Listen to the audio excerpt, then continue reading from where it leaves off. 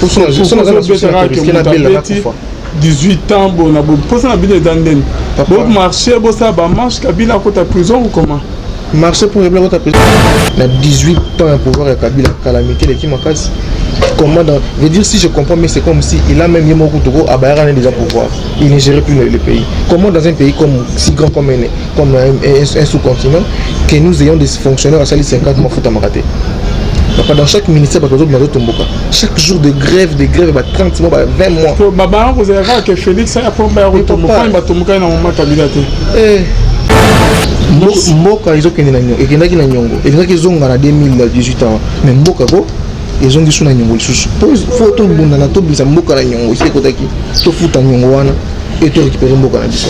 Sinon nous to continuer na bakaka na aventure toujours mona elo.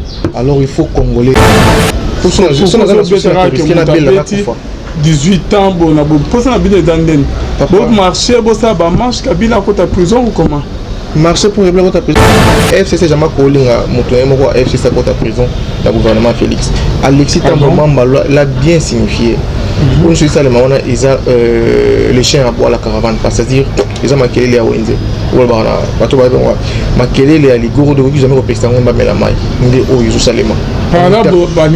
On interpelle quelqu'un, on l'arrête pas. On interpelle, on l'arrête pas. Mais tandis que Mouto va interpeller, c'est à travers la cause Moko Boye. Il y a Kimolibi, il y a parmi les mots, tout ça, les langues, tout ça, toujours télémélango. Bonzambe na bonzambe lola ezo futa bien aimé dans les seigneurs simanan to ya rolbake nzama boye to koye wapi de sous bien aimé dans les seigneurs longo na pasteur Feza Missi à la bouche autorisée de l'Éternel Nangamazirique Philo Mukoya Motema Bivens de homo depuis Londres pe na maman Gisèle Lukelo Motema ya papa Emmanuel et na Boston. Les frères Papi Kongé na album de Jézobima qui sera sauvé. Oyo Tozo Zélan Zobima Kalamimité. Les Nangamouya chant des fonds bien-aimés dans les seigneurs et sœurs. Maria Bobette pauvre l'angolaise depuis Italie Motema.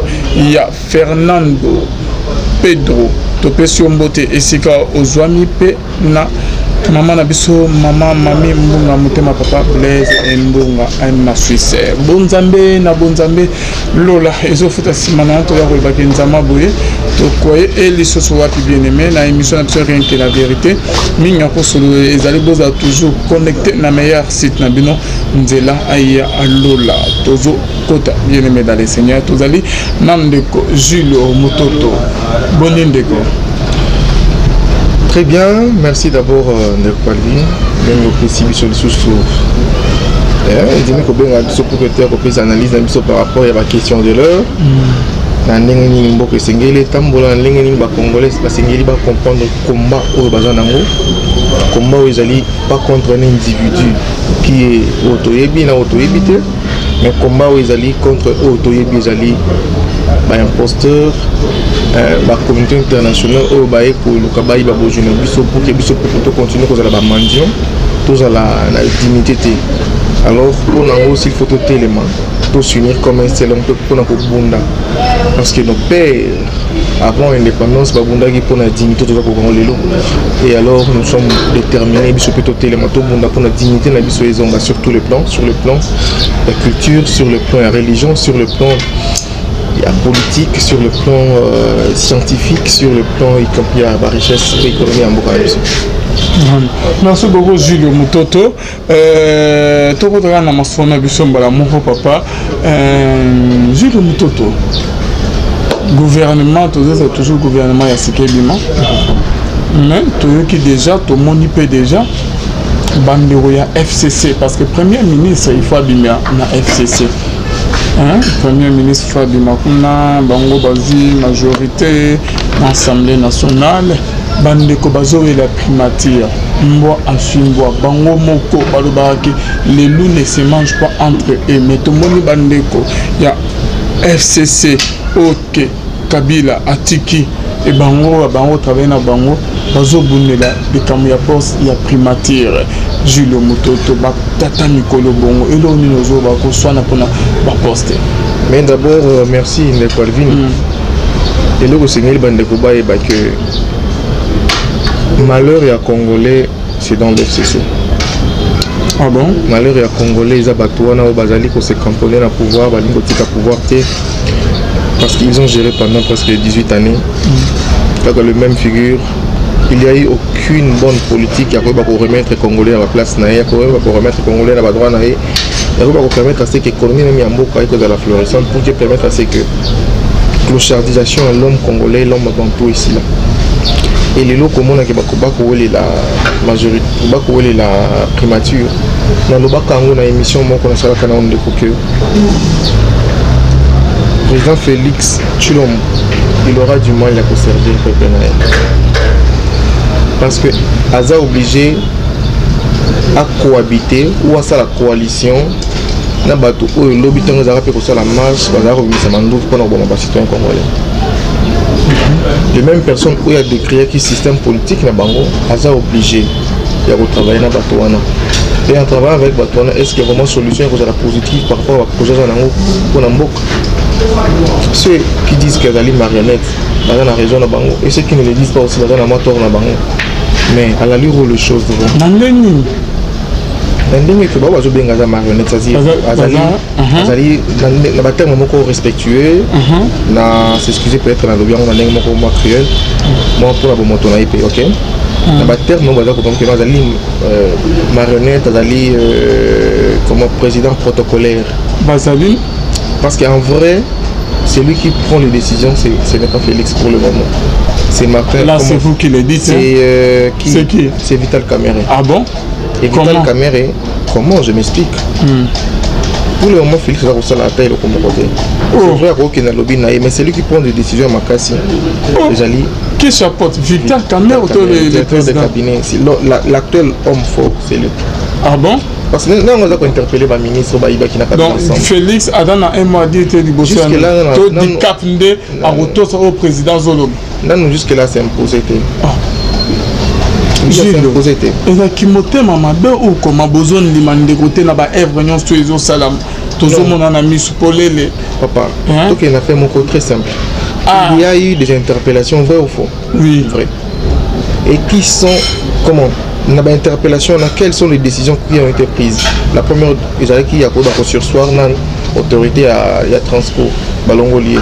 Mais non, Moutaïbi, à BBC, ils ont la Colongolaye, Botika Yabanda ou bien Bolongolaye, et rigueur et loi, ils ont la semaine pour qu'il en ait là. Les autres, ça m'a lancé, c'était. Non, papa. Alexandre sur la TV, c'est pas Alexandre on appelle la TV, c'est pour dire quoi?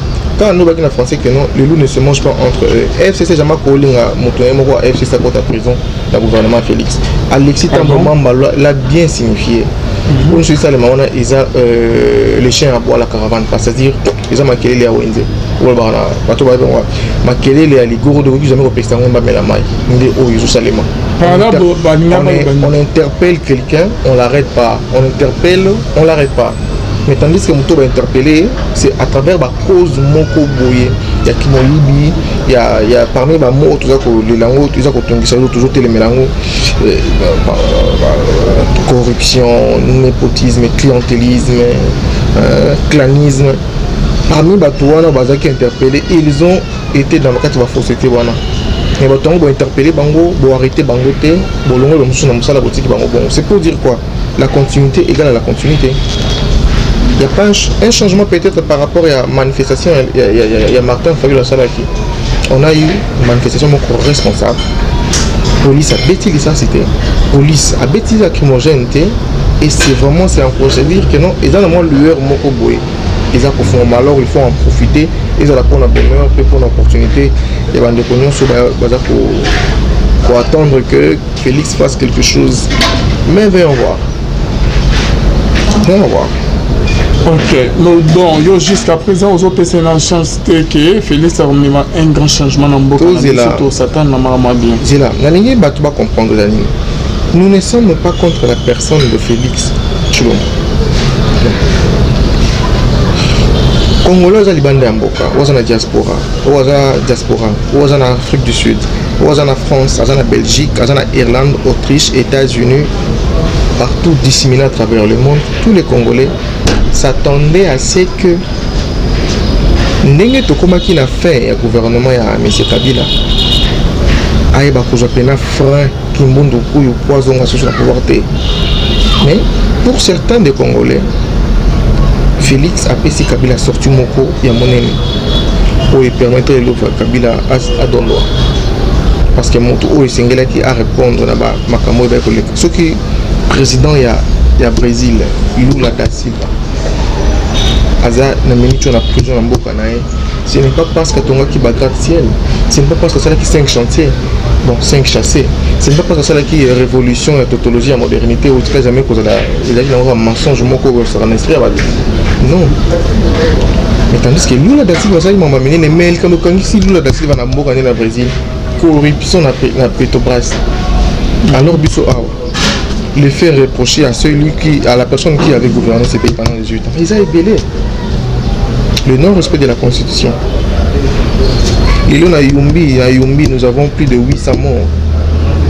Plus de 800. Moi, ça me gêne. Ça me gêne tant que nous sommes contre Félix. Non. Trop souci dans la société.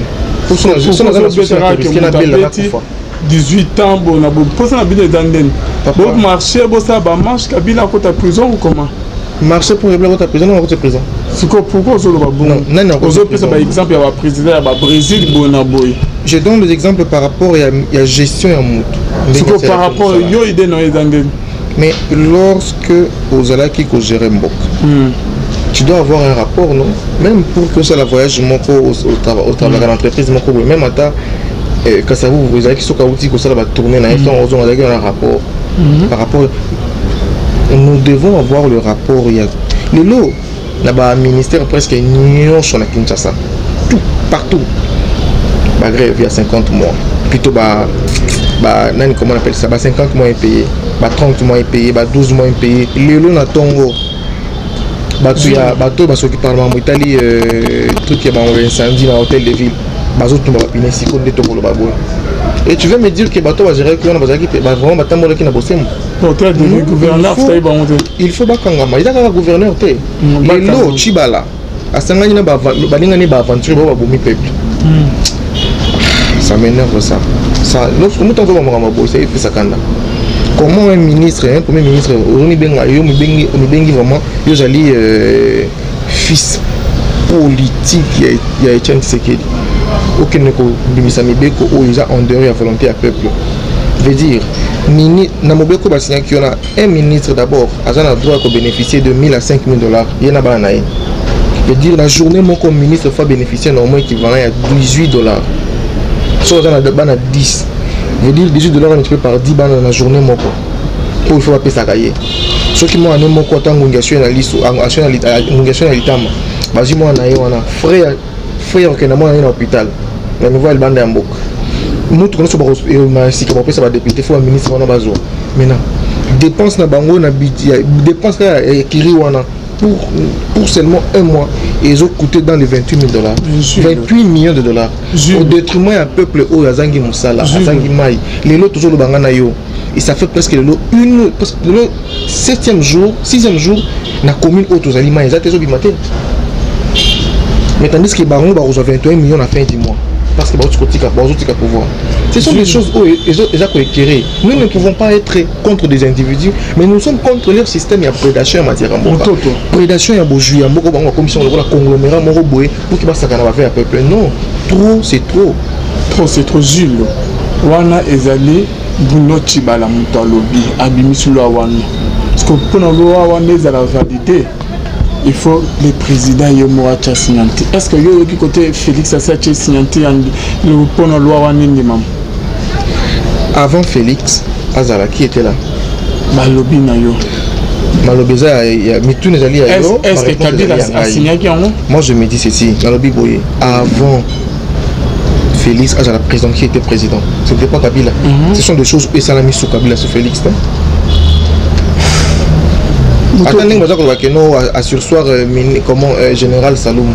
Non, c'est ils ont mobile Kabila Tigagi. Félix on sait les côtés. Tant que ça va recherche sur moi. Je ne suis pas contre l'individu Félix. Mais nous allons s'attaquer pénalité, mais nous allons sa ligne au Congolais sur la cause là. Ah bon? Bah aventurier baton di ming na politique en Mboka na biso. Des aventuriers, des traîtres bateau baillé en connivence avec les étrangers pour que ba ruiner Mboka na yo. Comment yo zako papa au moins UDPS wana peut-être bato baillé ba au moins c'est comme si nous allions contre UDPS. Papa UDPS c'est le lokola mausolée.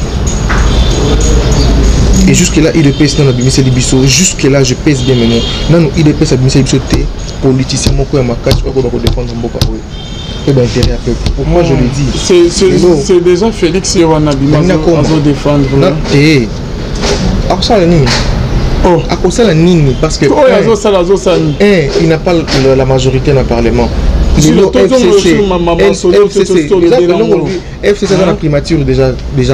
Mais non. Nomination à votre conseil, on a vu sur François Béon. Moutou Oyazalaki. Ah, Alivi, François Béa. C'est beau bien que je approche à Kabila. On a dit que téléménage, on a dit que téléménage en Italie, qu'on a dit que les Congolais, les étrangers, les diaspora, on a dit que les Congolais ont un passeport, on a dit que d'ailleurs, bateau va coopérer dans Makambo, le lot passeport comme on a déjà $50, $60. C'est qui c'est parce il y a patron la deuxième thé. Donc, Azaï droit de Joseph Kabila. Azala quitté, Azali bord de Joseph Kabila. Et qu'est-ce qui prouve que Néné Félix a commis un l'air comme un bord de Félix? Non. Il y a toujours. Place que Félix a tué bon, pour le Moli, nomination, on a naza pour Nangote. Donc le basu de hier, on t'a nommé te ou t'es pas naza pour Nangote. Naza pour Nangote. Ah bon, ça c'est expliqué biso. Parce que Moutouana Zali, ma beaucoup nous entaché. Ah bon. La trahison à peuple. Parce que les lots romans chinois ont un passeport congolais. Deuxième, direction générale de l'immigration, ça n'a rien. Ils ont colonialisé la bloc. Les lots pour que les Congolais aient un visa en France pour aller au Congo, il faut qu'ils ne ressemblent à visa pas indien. Est-ce que ça est cohérent? Est-ce que les Congolais ont indien visa pour aller en Inde? Inconcevable, pas impossible. Mais nous, chez nous, ils ont salé. Et ça s'est fait. Est-ce qu'ils sont vraiment responsables de ça? Et hier, c'est là qui me conduit à des gemmes. Allez, Bazou Bati, on a commis conseil. Veut dire, il faut tous attendre de la Mabé. On est dans Mabé. Mouto Azaki n'a pas de conglomérat. On s'attend Mabé dans le gouvernement de Félix. Non, on a battu comme on approche Bango. Bango on approche. Pour Mouto, on a Koloba Oyo. Bateau on a Paris, on a la Belgique, en Allemagne, Baïbil comme on a Koloba. Pour avoir les visas congolais, tu dois passer par un Indien. Ou par exemple, la structure d'agence dans le voyage. Non, c'est inconcevable. Mais Jules, exemple, on a posé une question au PC, il y a président, il y a Brésil, ok, le lot à la prison. Parlons au numéro le baninazo comme place où on a comme on doit flasher le roman le qui c'est ok na Dubaï. Na Dubaï. Na Dubaï ceux qui politiciens moko bakangé na ba metali mafia. Politicien. Ache Loboko. Bakati Loboko. Alors ceux qui tozu eloko on appelle bachango la loi moko bona kata mboka na biso a. Yo kanisi to sona to bamili pena bamili ba politicien. Les lorsque ceux qui kuluna, ba bengi kuluna. Jeune moko le rola leki na biso Arnold. Aleki na balabala nzale kangi amona omo zote kalipa ibilipa. Azibilipa te kuta azuni ka logo ya 300 francs. Alia po ba ko assoupir na nzana e. Ba ko l'accès na Molière na télévision hein.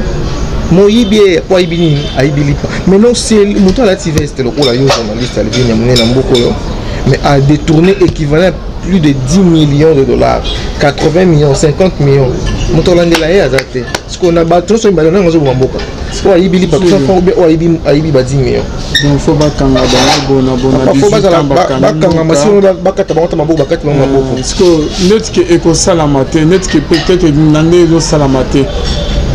Ne bozo ba question ba ko bona bonne bozo bana bino parce que bosani otina peuple population bossa la marche bosinga na Félix que non population bossa la marche bona bonne mais non les marches ba onyos ba kamaki mboka pendant 18 ans il faut ba kota prison président on a ba gouverner ba kota prison ou comment lorsque tu as la émission à travers cette émission là je dis que Ndeko Félix Azalaki na prise Azalaki na piège. Il y a des gens qui m'ont traité que nous avons Félix, nous avons forme. Mais ce qui est vrai, Moutounyos, Congolais, nous sommes peut-être que il y a certains qui ignorent ça. Félix Azana Kati a Tenaï. sur le lobby à bateau dans temps à comboter. Le lobby on a kangi antenai.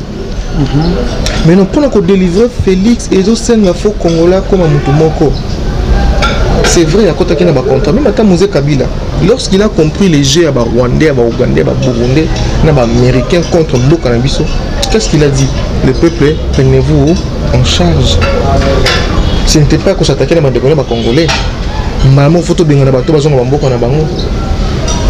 Alors, ce que nous devons faire pour arriver à quoi appuyer combat de Konabiso entre autres, parce que nous avons et c'est d'abord pour créer un mécanisme, une stratégie de façon à détourner le cercle vicieux et entourer l'antenne. Le mal encore c'est pour dire quoi? Boji mafuta ya kala bozongi sango na moto ka sika pour créer un problème parce qu'il n'a pas négocié.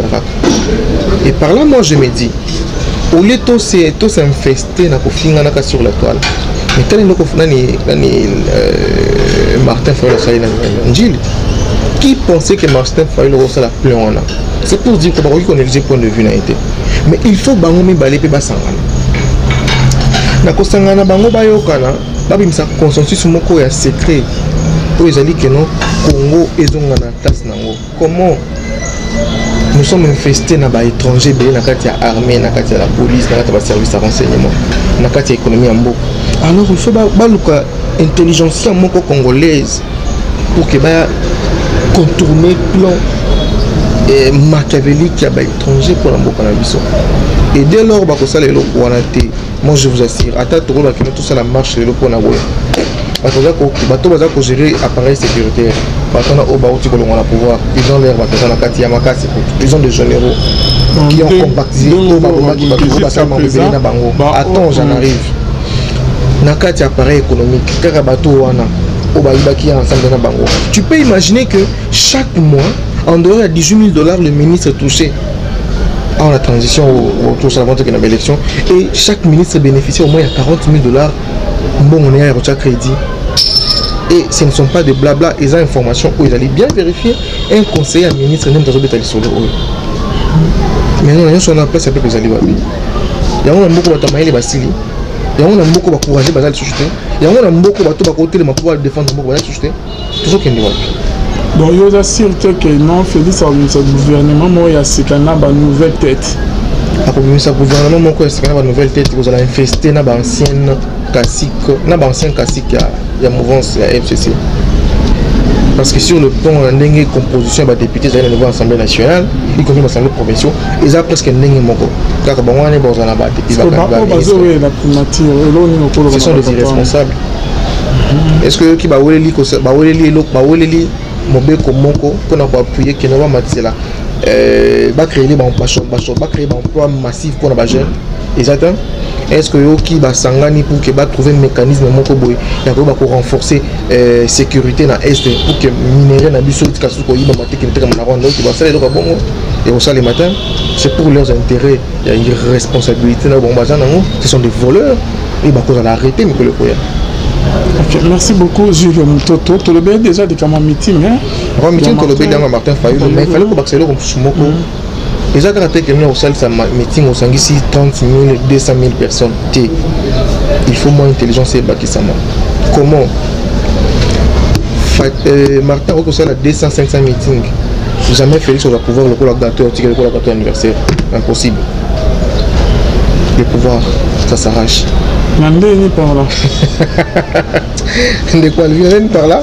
Lorsque je dis que le pouvoir ne se donne pas le pouvoir pour s'arracher, c'est comment? Par là, ça va trouble, ça la rébellion. Jamais, on ne veut plus appeler qu'on a un trouble ou la rébellion. Vas-y alors. Laisse-moi terminer les Baganango. Ok. Et je pose assurer que la mère qui va réclamer la vérité des Zéla. Non. Est-ce qu'il y a solo que il y a solo Nina qui Fayulu continuer pour la conscience n'a pas vérité. On a posé une question. Congolais ont dit que non Fayulu même pas gagné l'élection. A gagné l'élection. C'est là que Baïdi qui ne sait pas que non Félix il a eu de à compte bon il a été approché par Zerougi pour que comme appelle Menia Kabila pour que va créer Kabila mécanisme moko boy a continuer ko za na mboka avant na bourgeoisie à la gérer a continuer tandis que bato la pour que mambo ici là bakadogo ndenge bayaka na Kabila basi bakoli bape na bavanda même bato mususu baya baza règne à pouvoir pour que mususu pe ya bato mususu ba ko faire évoluer là où est-ce que maïna bango sukaki ba congolais mususu ba ba sa maïna de façon moko kende liboso na 18 ans à pouvoir ya Kabila calamité l'équipe makasi comment dans veut dire si je comprends mais c'est comme si il a même Yemo Koutoro à Bayara déjà pouvoir il ne gérait plus le pays comment dans un pays comme si grand comme un sous-continent que nous ayons des fonctionnaires à salir 50 mois foot à maraté dans chaque ministère chaque jour de grève 30 mois 20 mois baba vous avez vu que Félix a pour ba rotomoka ba tomoka na moment Kabila te toke exemple mo Carola Guito ga soko mingo sala ilo mo ga pouf batindi général mo na ba mo ga kangi au côté prison parce qu'il était qui entre guillemets et ça mi le ministère est belé yo quelque réclamer les lopos aux matricule le ministère il faut la neveu ministre cousin et secrétaire général du ministère lobby parce que jusque là non peut pas secrétaire général pour que va défendre Oganazoloba. Julio, réaction par rapport il y a Martin Fayoul on a appel à Salah qui appelle à la résistance pacifique. Résistance pacifique, ça ne peut pas se faire quand on a causé la Koba à mon côté. Résistance pacifique, tu dois d'abord, avant de la résistance, il faut y avoir la résistance pour l'année. Parce que moi, je ne peux pas n'abimana balabala parce que politicien bien balabala. Je veux n'abimana balabala, ce qui n'a yoki, qui n'abimana balabala pour défendre bien à peuple, pour défendre bolam ya peuple, pour défendre bande économique pour la justice et à la contre le 800 personnes au bakufa qui pendant bâtir ça la mina yombi na kobima na balabala mais kobima pour na intérêt à politicien té tant bazo koma kuna yewana lo baki ndeko fala lo baki ni il a été rapproché par Zerougi mais il a Zerougi à Monusco kende ko mona pour que bakutana Kabila il a refusé alors moi s'il faut na comment n'a besoin pas contre les individus ils allaient contre combat autosanango ce n'est pas Kabila pourquoi pour que bah négocier la Kabila de façon il fallait le pouvoir et il fallait sinon bah il a refusé non avant Félix oui. Mais non ce qui est écœurant pour ça la résistance pacifique il faut non nous la résistance aïe bah non le mébé qu'on a article 36 de la constitution lobby l'état congolais va faire congolais misala et misala on a fait pour garder dignité na bango et dit mon ba faut te permettre aller na bango peut faire fin du mois est-ce que ça les mal au soit quoi député ni même à ta ministre ni et d'ailleurs si les gens entendent que Assemblée nationale au Bakay cause la kuna ba jamais be comme palliable par rapport à la population il faut attendre encore il faut attendre et que ça les mater parce que majorité des gens lelo ndé ngona bazala kilobina bazalika wangwana et ils ont rien trouvé pour na bolama peuple et chose grave le même majorité les bazana un budget au moins 28 millions de dollars bazoka chaque mois pour na besoin na bango sentimental au détriment de bazangi mai courant misala qui là si pas problème vitaux pas problème les locaux congolais les bande mboko zali clochardisé à cause de qui les bateaux non sont comme trop bien la politicien na biso et moi je ne peux pas les soutenir. Merci Jules. Mototo, du solo, il y a enterrement, il y a Etienne Félix et Etienne Tshisekedi. Oui, enterrement, moi ça m'énerve. Je le dis, ça m'énerve, je dis c'est bien moi. C'est bien. Est-ce que Kozoa, quand il y a Etienne Tshisekedi, est-ce que c'est important? C'est important. Oh, c'est important d'abord. On a pouvoir, c'est son fils, Félix. On ne refuse pas que nous attendons. Mais ce n'est pas le bon moment. Il y a quoi pour ça la vidéo. Et tu sais que les acquis il y a état de droit. État de droit, la vraie et la bonne manière à enterrer Tshisekedi, le père, c'est de répondre aux besoins vitaux. Félix, papa le bâti, le peuple d'abord. Ils attendent que nous gozois. corps wana ko na baki ko na maloko ja tikana c'est pas bon donc corps etika na kuna ngapo na ngai c'est important te ya d'abord et pas na kuna pour na ngo e kundama na dignité pe na honneur na molimo ni pour yango e kundama na dignité pe na honneur il faut d'abord Félix Arobsam vers papa na ye Félix papa Lobaki le peuple d'abord. Que veut dire le peuple d'abord? Tous en a 850 charnières na Yumbi. Bateau bakufi wana. Est-ce que yo qui que non quoi ici notre journée mon ville mort plutôt comment on appelle ça journée on va venir sur Kiminga boy. C'est bateau vendre na bandako day national par rapport à toi bakufi Yumbi. Exact? Et combien? Plus de 800 personnes. Et chose grave, il y a Anguille sous roche. Il y a de cela pas longtemps, Zebou, Bango même la communauté moko s'installer. Après seulement quelques mois, après presque 10 mois, 7 ou 10 mois, tu as un problème. Massacre ça la Mikuna, papa. Est-ce que vraiment tu penses réellement Congolais au but de Zali, Nazouan de Konanga Bete Lichette, ils allaient épuration ethnique au Samikuna, ils allaient génocide. Les lorsques en France, quand Moutoumoko a Koufi, Moutoumoko a Koufi en France, papa, Romana Batbarbimana Balabala, je suis tel. Et Bakitsi le matin le drapeau.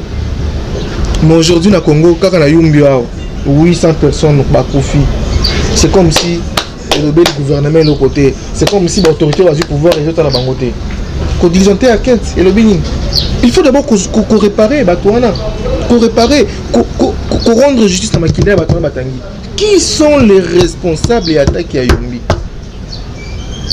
Et basi un colonel Wanazana Bailonge Batouana Bandekouana Moussouana. Et Bapessi Asala. Un militaire à sa intérim. Yanani. Il y a chef, il y a secteur, il y a périmètre, il y a recours. Pourquoi le cas de John a été bâti à la place one? Mboka ils ont qu'un agneau et qu'il y a un nyongo et qu'ils ont en 2018 ans mais Mboka go ils ont dit un nyongo faut tout le monde na tout bisa Mboka la nyongo c'est côté qui tout fout un nyongo wana et tout récupérer Mboka la biso sinon nous devons continuer na bakara na aventure toujours mon allo alors il faut congolais moluba mongala mokongo moswahili tout ça ba différence de ce côté tout le monde que nous avons taille de personne nous avons la moka nous avons un père nous avons boy nous sommes tous des Congolais. À venir, il y a bande na biso zali corriger la hypothèque ceux qui te font limiter. Sinon, tu reconnais la boum. Merci beaucoup Jules Mototo, merci na bando bazola na biso bonzambe na bonzambe lola réseau futasima na to ya ko bakenzama boto ko puis Jules on article au plateau. On continue quand même au salaire. Non, non, mingité parce que na monio tchétché ba point moi minya. Déjà il y a certains points qu'on a touché, je ne vais pas trop traîner parce que Dadi Kamane, merci aux aïs ma caméra. Bonzambe na bonzambe lo les ofuta. Simana to ya bakenzama boto correct. O selami. Et c'est mon gars. De on a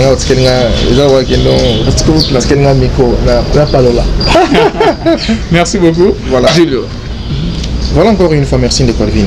Lelo, Toza un peuple digne, Toza un peuple fort, Toza un peuple courageux, Toza un peuple oyo, Isa peuple moko, n'aime pas n'importe quel peuple. Mais il y a un problème, tu es bimbo quand on a biswa congolais. Toza na bana obaki otanga na poto, bande obaki otanga na poto, bazali main d'œuvre makasi. Mais qu'est-ce que nous devons faire pour la unité où ils ont la cohérence, pour que l'unité où ils ont la unité makasi est solide, que va réclamer bah droit, que nous sommes sur l'échiquier national et international. Ceux qui pensent que ma propos est à la contre la personne de Tshisekedi, non, c'est par rapport au fait que nous devons avancer, comprendre la réalité. Les lots, tout ça, un souci moko makasi, que ils ont moko. Les gens se posent des questions. Les lots, tout ça, la dignité. Dignité, c'est parce que d'abord, il y a un Congolais, il y a un droit à yote. Aux yeux anti-valeurs, on a nous autres pays ici. Moment, on va réfléchir sur le plan national, on va décider pour l'avenir.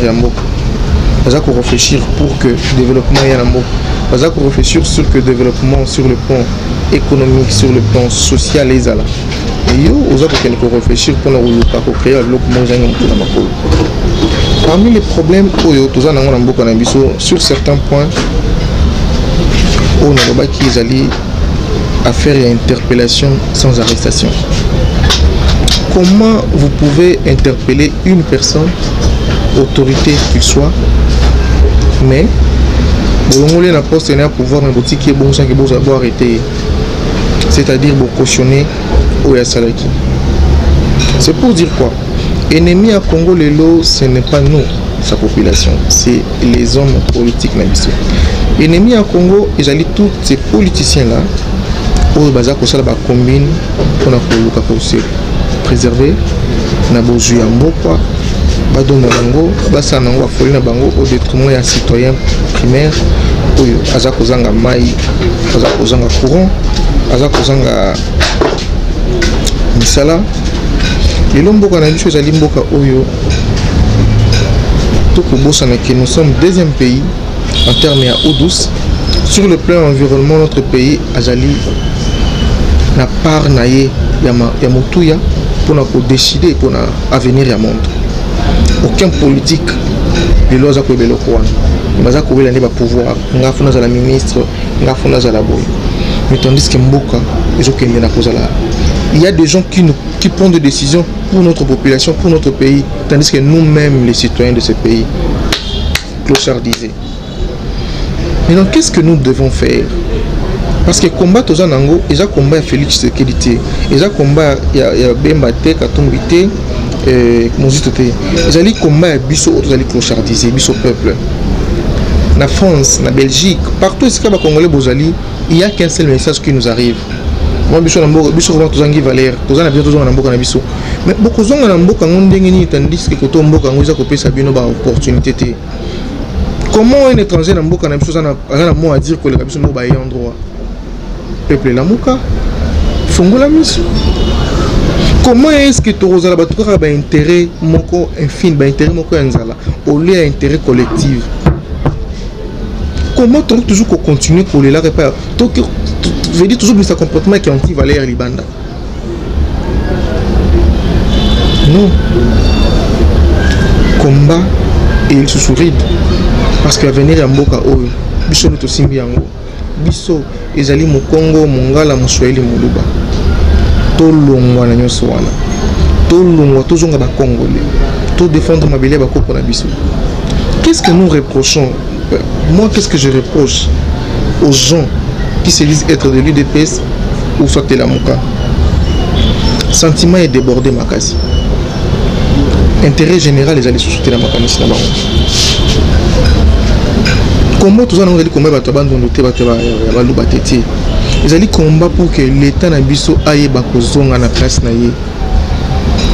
Ils allaient combat pour que benga na ba étranger ba ko infester mboka na biso. O bazalo ko na ba agent renseignement ba mboka na bango d'origine. Et qui sont ces peuples là boyebi bango. Les lots passe tous na mboka na biso ali passe oyo. Ba ko imposer biso yango. Pour ceux qui Mobutu a fungulaka corridor sécuritaire te à est pour na kotika ba réfugiés rwandais ba kota na mboka na biso rébellion pe a fidèle ngaki kota te ya kota te tant bon pas koti allez e funguli corridor njela ezwami mabe koti na mboka. Mobutu a aussi sa part de responsabilité dans mboka oyo parce qu'il n'a pas su préparer à venir ya peuple. Lui aussi il pensait qu'il allait se camponner dans le pouvoir. Et Etienne Tshisekedi de Moulumba a aussi sa part de responsabilité parce qu'il n'a pas su pour qu'il ait le pouvoir pour que Makamoto reconnaisse les lots et commander. Et Kabila est au pouvoir. Et Kabila a la place où il y a Sali pour un intérêt moko boya batu boy. Et il y a la place où il y a Sali parce qu'il y a intérêt à comment il y a président parce que 18 ans en Boka et tu as des populations qui sont clochardisées aux gens pour ne pas même pas un message. Est-ce que vous comprenez comment aux gens Au lieu de les Canadiens qui finissent dans Kabalou ou Congo Swahili. Non, tout réfléchir ensemble, tout créer structure de communication, moko boya makasi, lobbying moko boya makasi. Congolais tous des entrepreneurs. Il n'y a pas des entrepreneurs congolais. Comment un Indien, un Ouest Africain à Kouta n'est pas bon en Ouest Afrique, à un Congo, à Komikote Kanguba, à Komikote Kamituka. Quelle est cette magie là? Non, il y a des mécanismes au bazar concernant la corruption avec certains de nos officiers. Pour que les Congolais congolais, mon amboka, pour qu'intérêt à Batouana, ils ont la prime, ils ont la kotomba. Mais na ba meandre nyonso wana o tozali ba victime na ba corollaire na nyonso. Qu'est-ce que nous devons faire? O tout sengel to sala izaka raté ko finga Kabila to ba kende ces pays pour que na pété ou bien ba kangai impossible pour le moment ba kangai parce qu'il y a des documents signés ou des contrats bazanango dans des konabiso pour na ndenge mambo sengel ezala. Vérité za teti, vérité za bongo, ou aboui afandi. Mais la vérité n'est en wana. Tout est déjà bongo. Maintenant, qu'est-ce que nous devons faire? D'abord, il faut qu'on peuple congolais tous s'unir comme un seul homme. Combat n'a pas contre un individu Félix T, contre un individu Kabila T, mais contre un système où il va imposer Bichon Namboka. Bachali tout pour que tous soient pauvres, tandis que nous sommes dans un pays où même à Tasso Kozingouba, il y a Mobé Sobo qui n'a mire et Boté Bimissi. C'est-à-dire c'est un pays riche. Alors, en étant unis, il faut créer une stratégie à récupération et à pouvoir nabiso, pouvoir ancestral. Les lots beaucoup qu'on a biso qui n'a pas ya, beaucoup qu'on a biso bonzambe ya beaucoup nabiso, ils ont qui m'opaya. Les colons sont venus jouer tout ce qui était la richesse nabiso ya mabeli ya beaucoup. Baké n'a pas na bango, on va travailler na esprit wana. Les lots, il faut plutôt créer un mécanisme de stratégie intelligentsia et politique.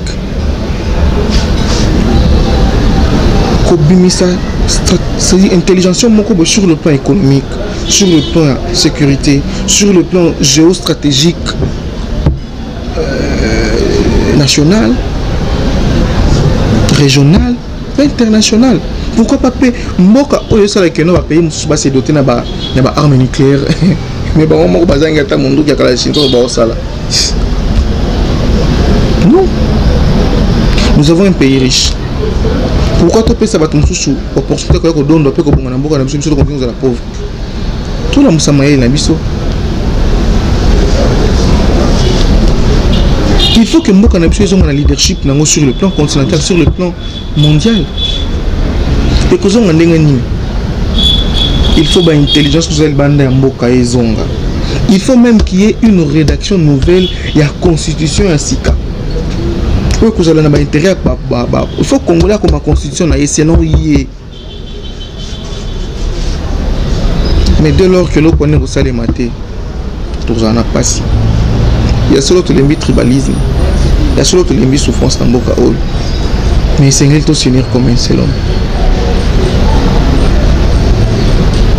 En s'unissant comme un seul homme, nous attendons beaucoup et pas de Félix Tshisekedi. C'est vrai, nous discutons, nous disons oui, mais conditions sociales bas allégées, on ne pas dans des promesses. Nous avons un douane aux alliés très cher dans Mboka Nabiso. Comment dans Mboka comme le Congo, centre hospitalier, mais qui va chambre et salon. On peut se couiller pour Koufa. J'aime mon cœur Koufina. On peut qu'il y ait un peu.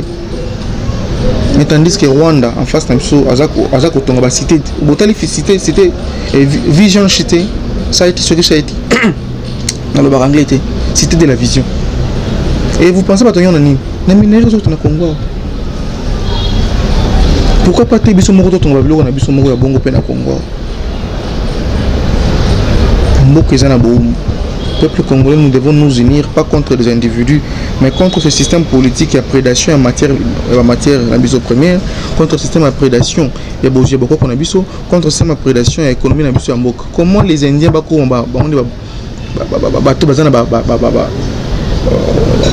terrain miné na mboka na biso, tandis que nous n'avons même pas des gens bako na terrain miné. Pourquoi des étrangers bako envahir biso? Biyamba yamba. Il est maintenant temps de s'unir comme un seul homme et que va défier le monde. Ce qui Chine a su le faire, ce qui Corée du Nord a su le faire, ce qui Iran a su le faire, pourquoi pas peut-être sur Congolais s'unir avec un leadership éclairé, tu vas télémisa et le question pour Namboko Oyo, tout tombe Lamboka Oyo. S'il faut faire frapper et arrêter et punir ceux qui trahissent la nation, il faut le faire en respectant aussi certaines lois et droits de l'homme. En le faisant, c'est là que vous allez ici. Et on a repris Sabine toujours merci. Boy bako s'unir 4-5. Boy bako s'unir 4-5. Pour nous penser pour l'avenir et en Canabiso. Nous ne sommes pas contre la personne de M. Félix. Mais le système où ils ont en place, on a un système où il y a un système où toko bangango teme toko bundisango parce que lengi lobby bana bala mukana tongo bana primaire bakende classe au fele to lengi lobby moi na 6e primaire à quel stage na ministère moko boye asa déjà quoi apprendre comment lobby à la cadre en boka to lengi lobby bana bako sa classe bakende ko travailler na armée ba futa makole konde au koleka au délai à $1000 parce que ceux qui est ministre touche $40,000 bon ya ressemble à crédit alors c'est qu'il faut un enseignant toucher une note à $7,000 ou $8,000. Injustice sociale et gens à la place Makas il faut que ça ce sont des esprits où ils s'ériger en maître dans Boka Nabiso. Alors il faut que benga molima fumu kimbango et à délivrer Mboka. Il faut que benga molima tata nzambe mokele likolo pe na se à délivrer Mboka pour un certain. Il faut que benga pour na biso ba Christ to benga nzambe ya likolo ay ba ko délivrer Mboka na biso. Pour na bande na biso bayindo ba ko bela nzambe ya bayindo ba bela nzambe ya bayindo ay ko délivrer Mboka na biso.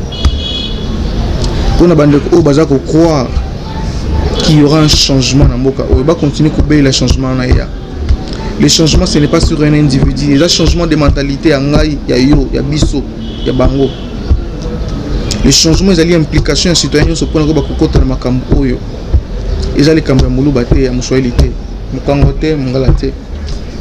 le changement, il y a une obligation.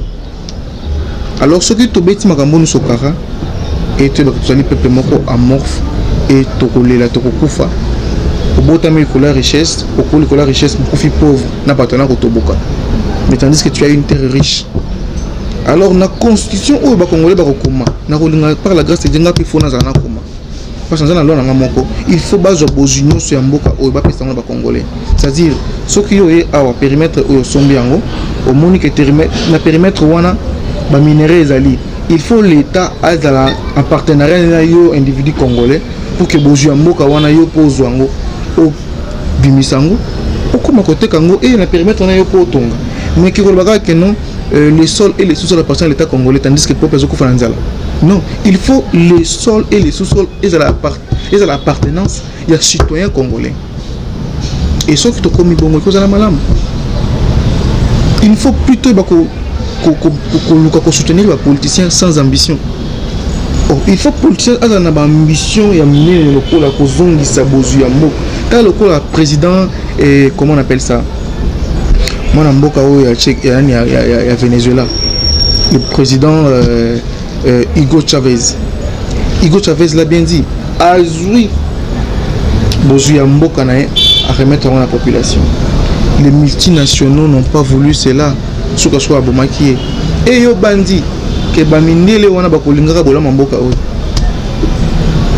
ilo toza bande ko bakufina Brésil pona kokatsa bakende Amérique nous sommes pour passer na mboka na biso tandis que na mabele aux alliés arabes plus de 90% mabele na biso to saleli yango te. Mais pourquoi c'est là? Ceux qui prend le pouvoir, pourquoi ils n'arrivent pas à se souvenir na combat comprendre le Coran? Na bandi na combinaison. Comme la souka merci de Qualvin Nandenga Pessi biso chance au Yaroba Kolekana. Le combat que nous avons, ça ne fait que commencer. Et notre combat, ce n'est pas contre un individu. Notre combat, c'est contre un système de prédation, contre un système d'empauvrissement et d'abêtissement de notre peuple, contre un système où ils ont que nous commençons à la clochardiser. Dès notre existence, tout côté car jamais le point n'est là.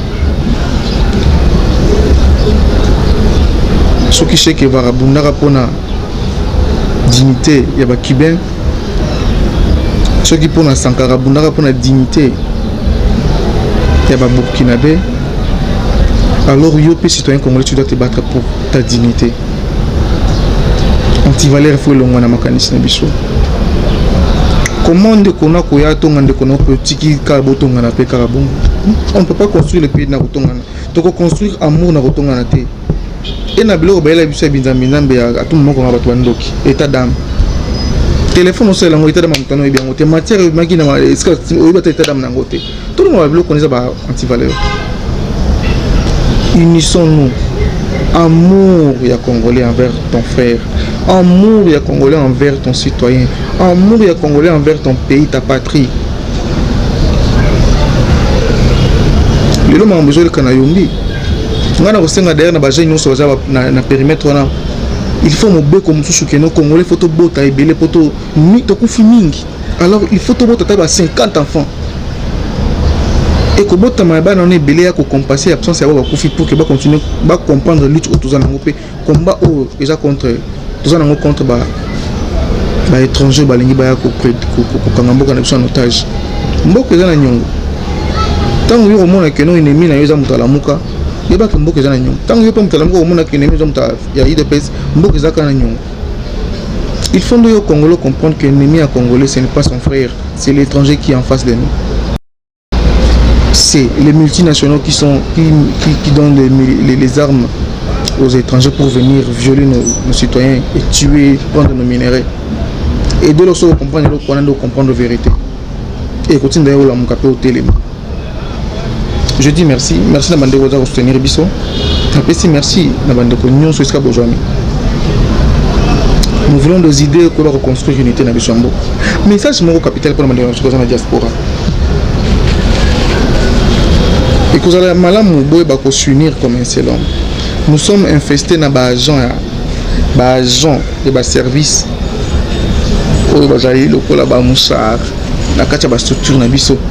On le sait, moi tout on ne peut pas combattre l'ennemi en dehors de il faut que vous en ayez. Pour bangelo comme côté tout télémato bombisa munguna. Bon s'unir comme un seul homme.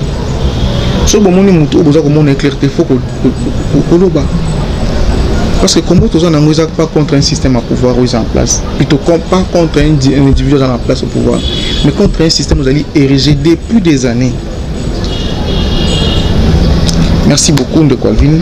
Nous avons la chance de faire une émission. Et nous allons prochainement pour nous faire maintenant.